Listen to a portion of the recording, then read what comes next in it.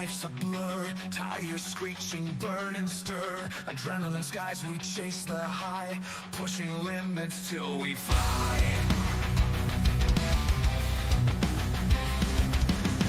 The track is ours, no time to sleep. Concrete jungle, secrets keep. High velocity, endless grind, leaving fear and doubt behind.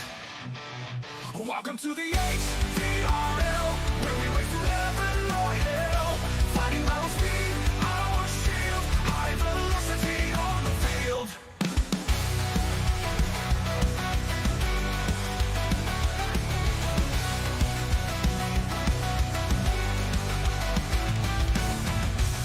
Fuel the fire, stoke the flame.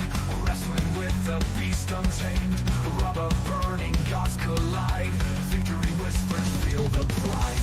Fuel the fire, stoke the flame. Wrestling with the beast untamed. Rubber burning, gods collide. Victory whispers, feel the pride. Feel and courage, heartbeats loud. Raging thunder under clouds. No stop living, no retreat. Circle of warriors on repeat. Welcome to the HVRL, where we race through heaven or hell. Fighting battle speed, our shield. High velocity on the field. Welcome to the HVRL, where we race through heaven or hell. Fighting battle speed, our shield. High velocity on the field. High velocity on the field. On the field.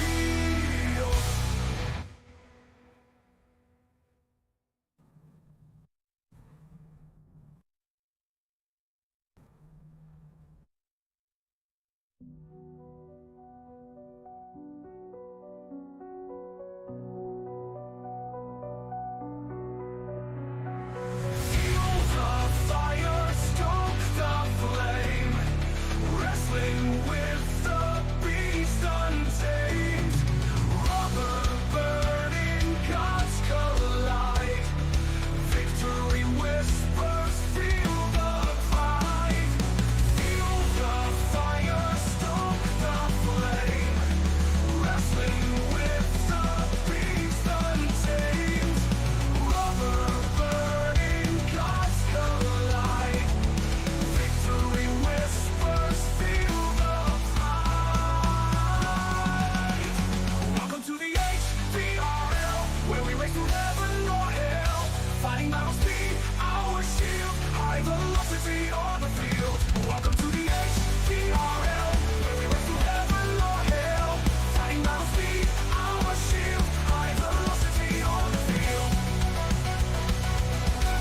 High velocity on the field. On the field, on the field. High velocity on the field. On the field, on the field. Alrighty, here we are. Turnin Laps podcast running a little bit behind tonight. No problems at all, though. Jason Wilder here to go over the week that was in High Velocity Racing League, leading it off with the Cup Series. It was a 150-lap race at New Hampshire Motor Speedway, my local track. And we did not have very many cars on track, but we're going to blast through pretty much everything here and touch base on as much as we can in the short time that we do have before the Cup Series finale tonight at Phoenix. But yeah, it was a dominated race by mostly Jose Mercado. He was pretty much the fastest on track all evening. Got caught up with a speeding penalty due to some contact potentially from another driver. And then that put him behind the 8-ball and left the lead to C.D. Mangrum, who was also very fast. And at the end, it became just kind of a not a wreck fest, but it was people trying to gain positions as quickly as they possibly could. And at the end of the day, C.D. Mangrum comes home with the victory and is able to close that gap to the points leader, Bryce Fontaine, going into the finale tonight. Yeah, it looks like he gained a little bit on Bryce, only a couple points, right? So he only gained 3, but I mean he's within 10. We were just talking before. I mean, it's not insurmountable, but he's gonna need a lot of things to go his way. Yep. But yeah, be interesting race at Phoenix tonight. I think they got 150 laps. 156. Yep. So, Okay. Yeah. but yeah, So yeah. not too bad. CD got first place. Jose ended up bringing it home second. Um, after getting his lap back due to the cautions that were cycling around. Bryce in third. Marini comes home fourth, and Ray Hanneman rounded out the top five. Like you said, CD was only able to pick up 3 points, only getting 55 in the race. Bryce only took home 52, finishing in that third position. So closing that gap ever so slightly as we go into the finale tonight. We'll take a look quick here, the playoff standings. This is the playoff standings as we go into the finale. Bryce at 31-19, 10 points above CD Mangrum in second. Ray Hanneman down 24 points in third, and Mason Tomlinson down 30. I don't think Mason or Ray has a chance to win the championship, but I'm definitely going to be racing for that third position and trying to race for pride in that regard. So good luck to every one of those championship 4 contenders, and hopefully we'll see a good race tonight at Phoenix. Yeah, I think CD just has to go. Obviously, he's just gonna have to go for every single point. He's gonna need the pole. He's gonna lead the most laps. He's gonna need it all to gain all he can and kind of see where they're at the last stage. And I'm sure his teammates might help him block block some of these guys and try to help him out in some way. It should be interesting to see how it plays out, though. But I don't think 10 points is insurmountable. I'm looking forward to watching it, and this is it. This is the for all the glory and the plaque, Yep, and and they get some money in this one. Yeah, there is some money in this one. Yep. And really, what I think CD's got to do is go out there, dominate as much as he can, win both stages if he can. If he can get 2 stage wins under his belt, he's going to put himself in position, depending on how Bryce finishes in those stages as well, to have a shot at the end. A race win will help as well. And I mean, just got to do what he can do as far as that goes. Like you said, winning the pole would be a big help. Fastest lap, or not fastest lap, but most laps led. As much as he can do to try to generate as many points as possible is going to help him have a shot at winning that championship. For Ray and, like I said, for Ray and Mason, I don't think there's an opportunity for them with as few cars as we have on track. We've only going to have 7 tonight. So it is going to be a very small field going into Phoenix. So stage wins aren't going to be as beneficial as potentially they could be. We'll see what happens. With that, we will jump into the truck series, which is a sore spot for me because of a disconnect in the race. And overall, not a bad race. We had some cautions, but a new winner also, as the 55 of Mason Connell does get the race win. I know for drivers like you and Grady, who were out front for most of the race, Sean, it was kind of bad timing to get those cautions late, and we just continued getting caution after caution after caution. And then eventually we did get that last, 10 or so lap run, 9 lap run or whatever it was to the end. yeah, I yeah. It was yeah, it kind of sucked. I mean, uh, yeah, like you were saying. I mean, I was out. I won. I think I won the first 2 stages. Yeah, I did, and then I just I pit like right when I thought I can make it on fuel, and I think a lot of other guys did at the same time. The other guys that ended up front, they stayed out, and then some of us just kind of got caught up in some stuff. I got hit a little bit. I think Bobby got in a little incident. A lot of guys just kind of got in some stuff back there. Chris got something going on. I forgot what it was, but Mike was on that same strategy, and he ended up finishing third, I think, or he did. he finished up there. I know.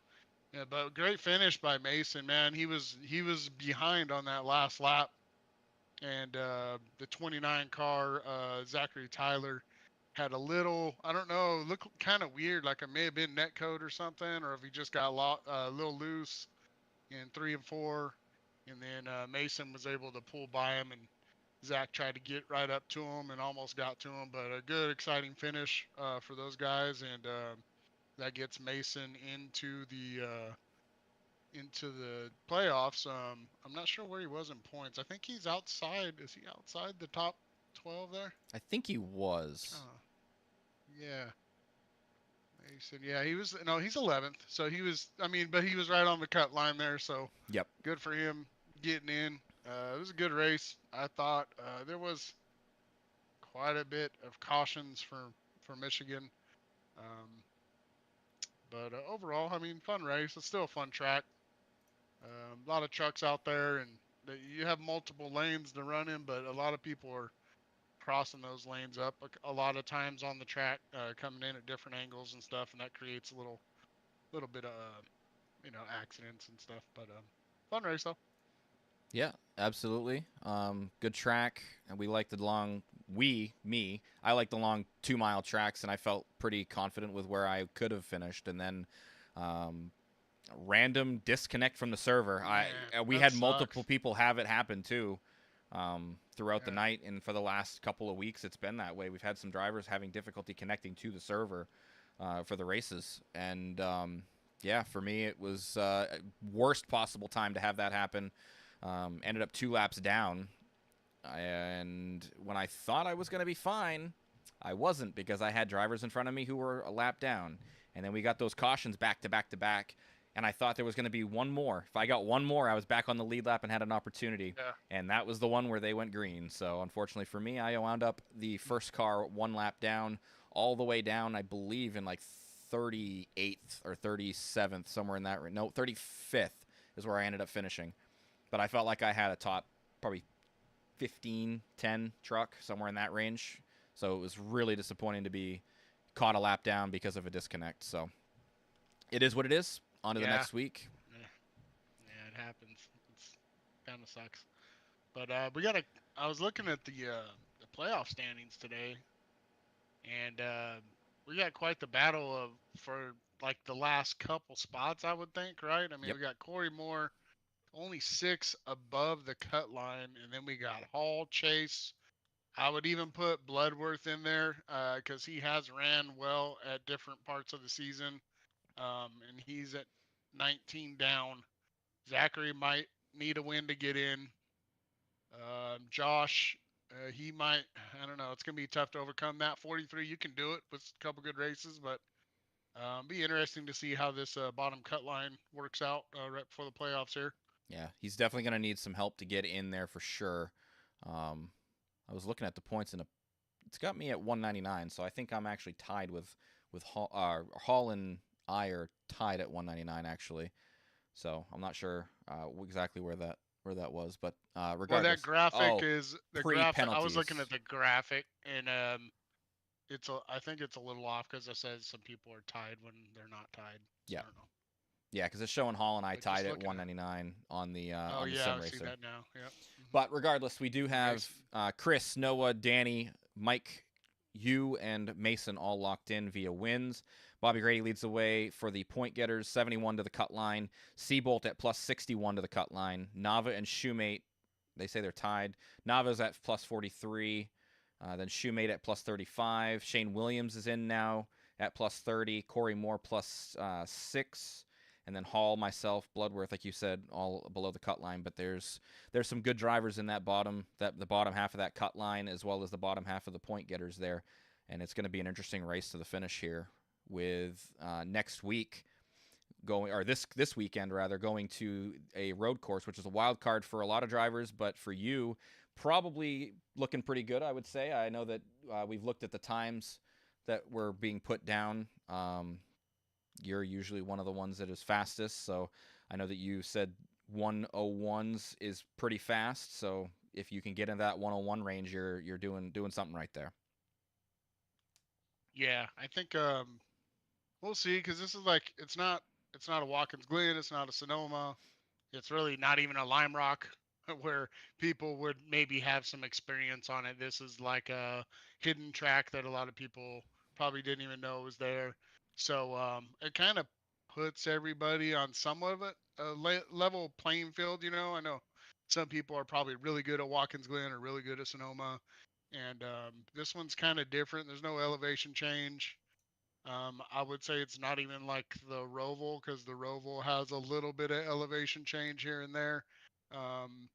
It's some abrupt corners, and then a big, long, sweeping right-hander that I think some people that has an extra kink at the end. It's gonna be interesting to see how different lines on that, and it's you can't practice on it because it's not you can't run AI races with it. And I even did a hosted, and they don't even allow the AI races. I mean, cars in there. So everybody's been practicing on their own unless they got with their team. So kind of puts everybody on a level playing field. I feel confident of where I'm at. I put a lot of practice in, as I did with Lime Rock. So I'm pretty confident that I should be up there. And if I'm not, I'm going to be mad at myself. But um, it should be interesting. I know Hall was pretty good at Lime Rock, so he's right on that edge of the cut there. So I think this is definitely going to help him out. That could really hurt a So driver like me who's underneath of him in the yeah, points. So him I mean, and Bloodworth there. I've put a few laps in. I was able to get down to the 101s, which I was shocked about because I'm not a road racer.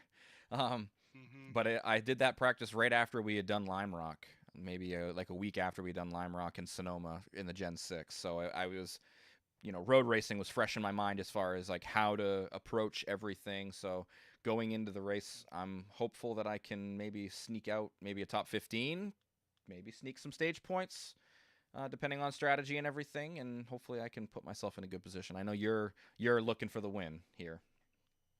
Oh, for sure. Yeah. I mean, I've I've ran a couple laps under a minute, but that's not gonna be a that's definitely It's a just not qualifying pace, not sustainable. and you got to nail it. And but we'll see how it goes. I'm not sure. I know Hall is probably going to be there. I know Seabolt was pretty fast, and I know he puts in practice, so I'm expecting probably him to be up there. Nava, Shane Williams, Shoemate was good at the last road. I'm just thinking of the last road course. Chris was good. Yep. I know Chris was probably practicing. Danny is going to be out. I think he's at Watkins Glen watching the race this weekend, so he will not be there. That would be another one I would think that would be up there. But we'll see. I mean, you never know with this track. It's a little different, so you never know who's going to pop out of nowhere and maybe steal one.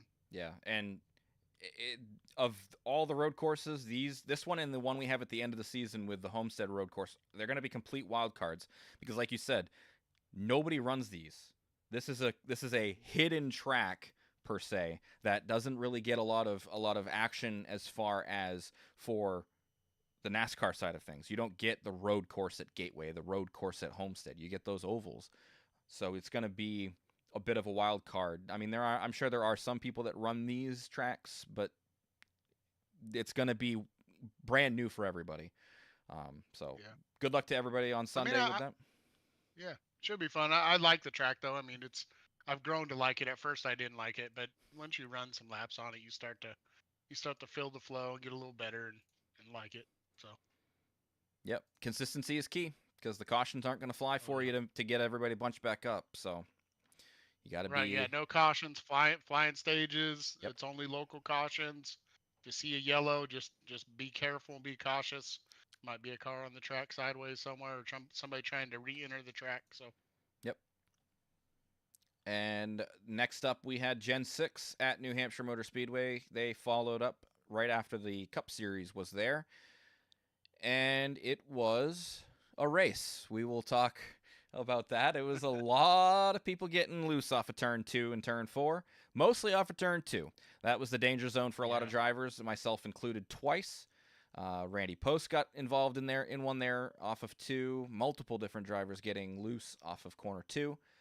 And at the end of the day, Kevin Fry gets his second win of the season and gives himself some extra playoff points there. Sean, you had some good pace late in that race. You ended up finishing in second with Will finishing third, Happy in fourth, and Bobby Grady rounding out the top 5.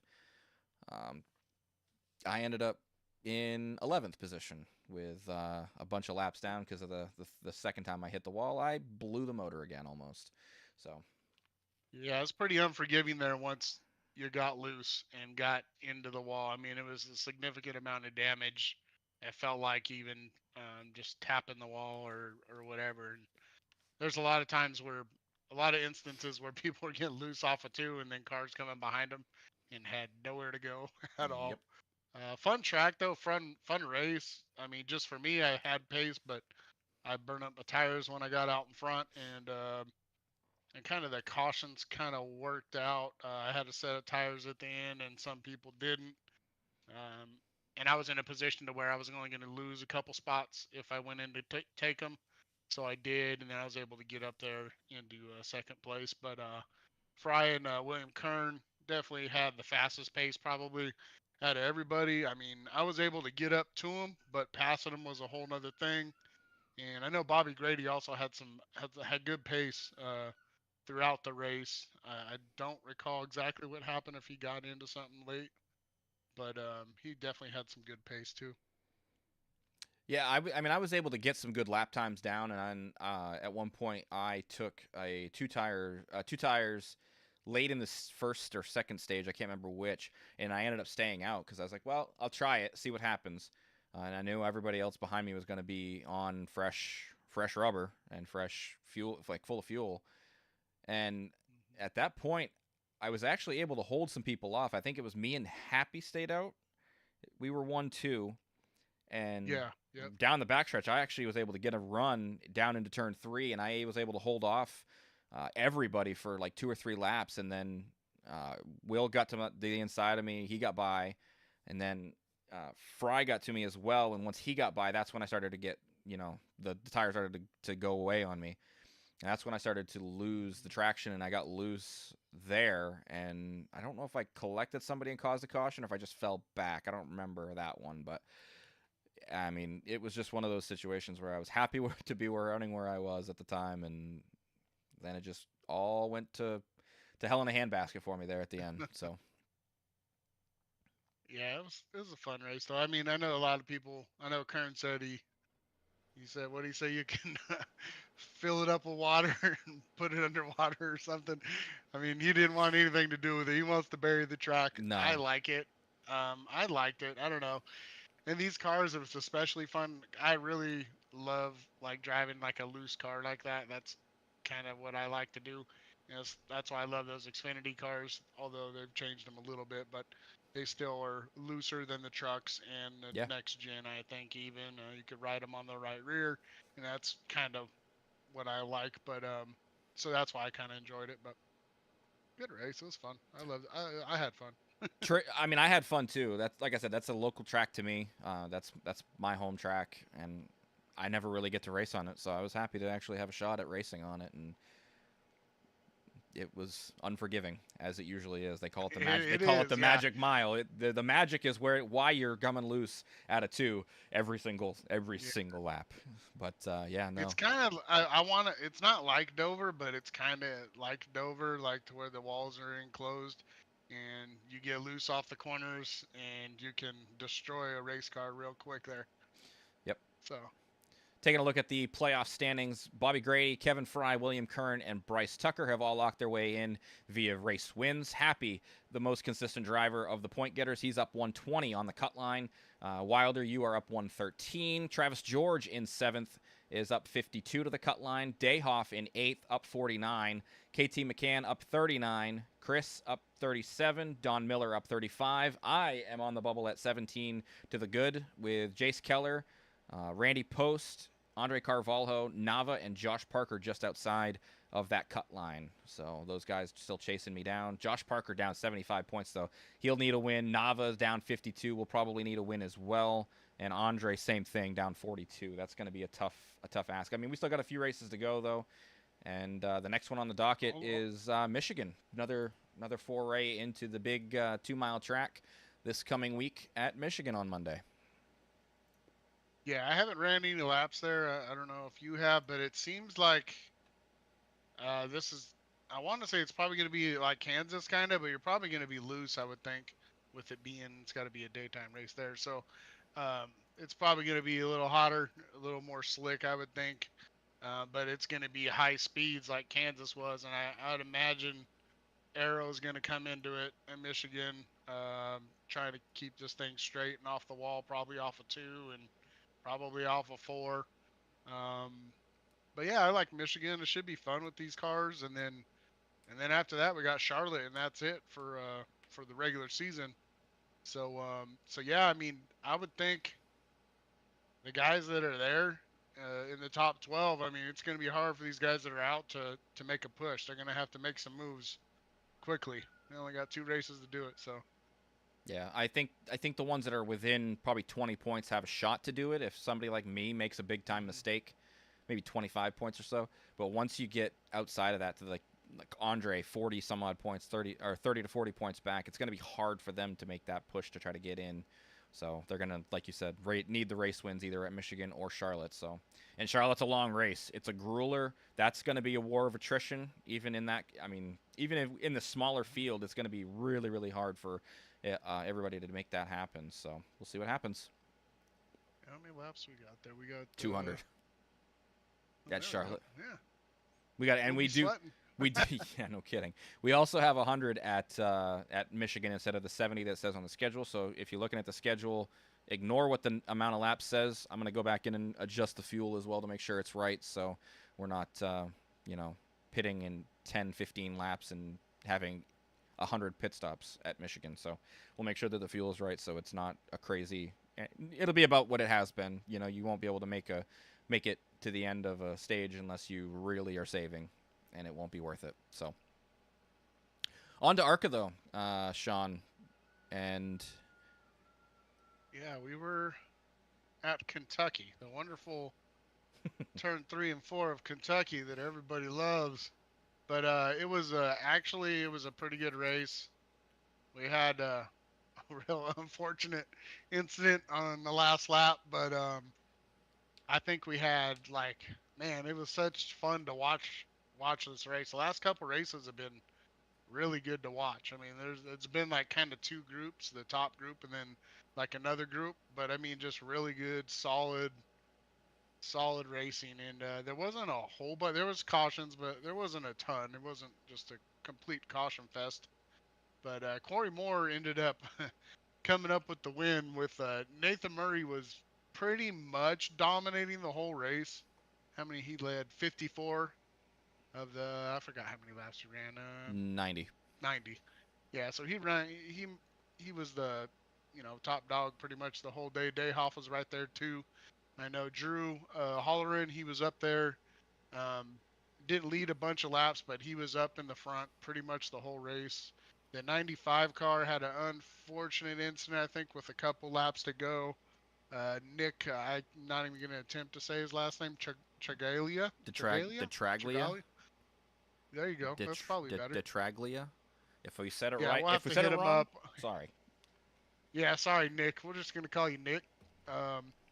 But he was up there pretty much the whole race. I know I saw Burns was up there quite a bit. Stapleton's real solid.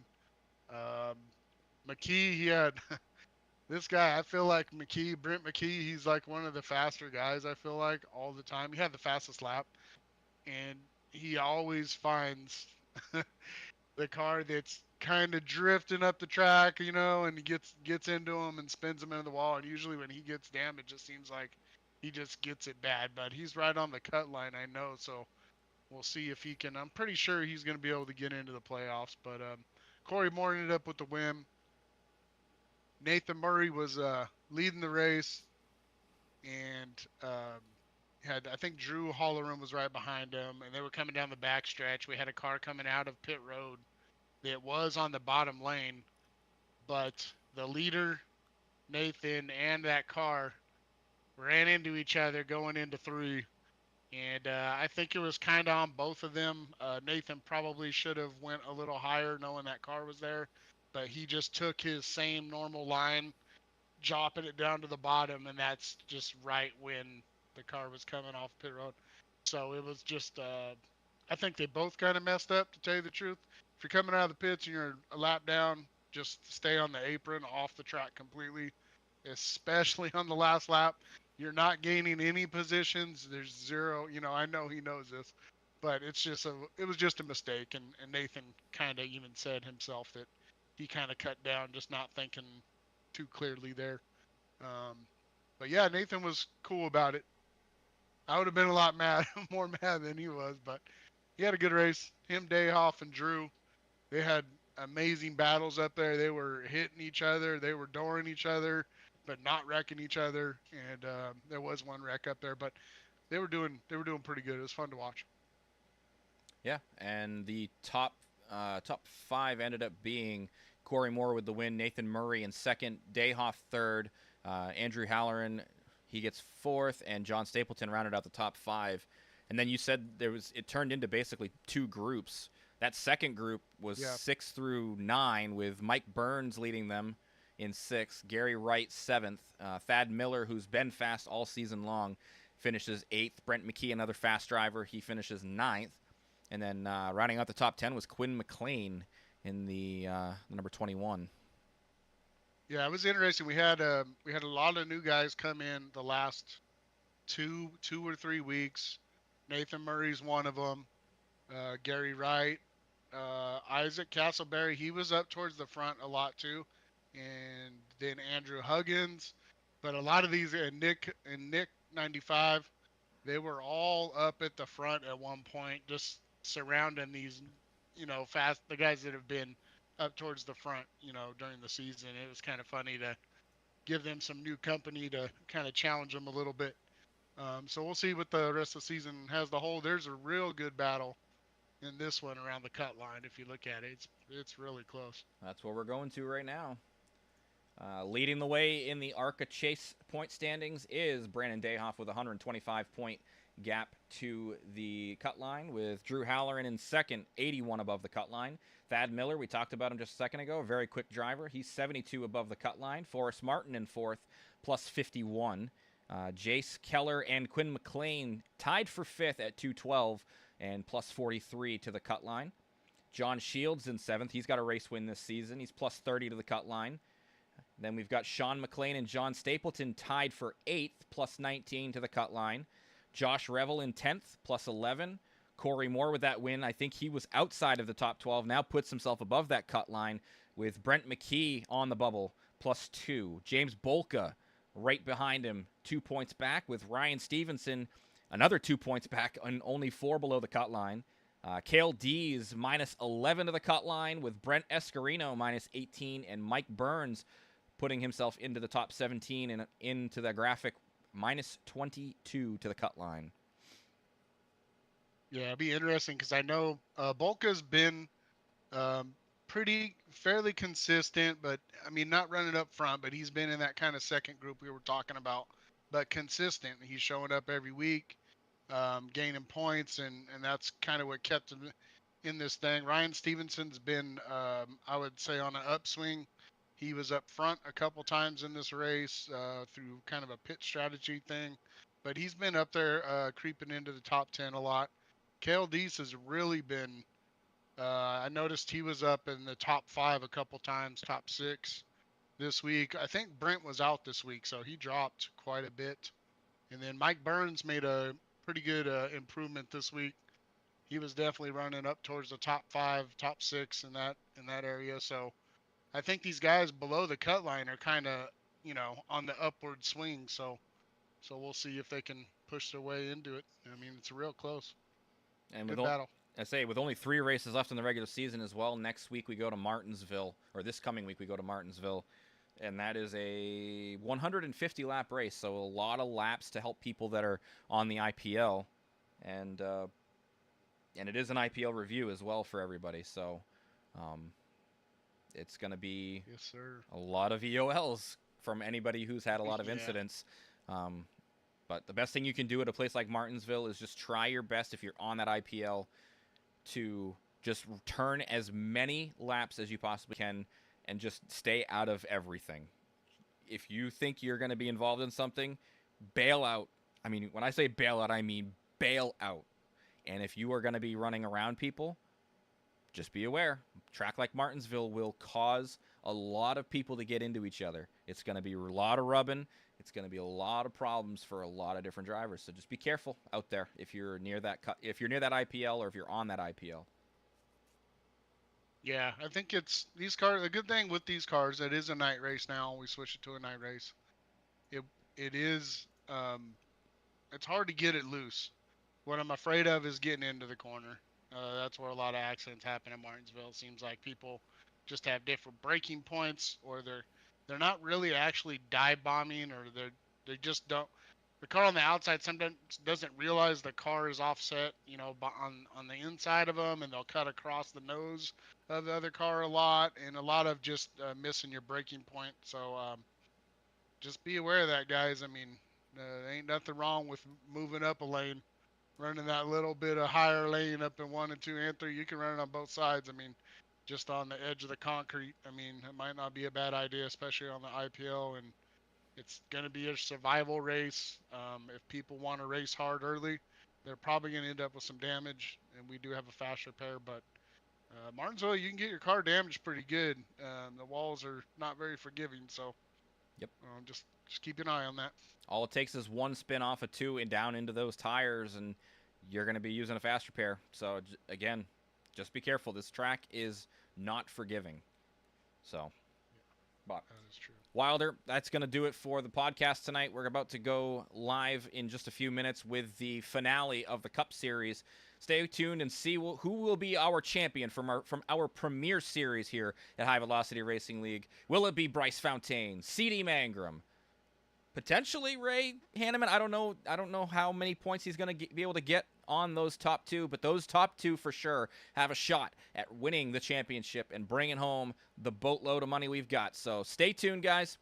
We will be back in just about 10-20 minutes with the Cup Series.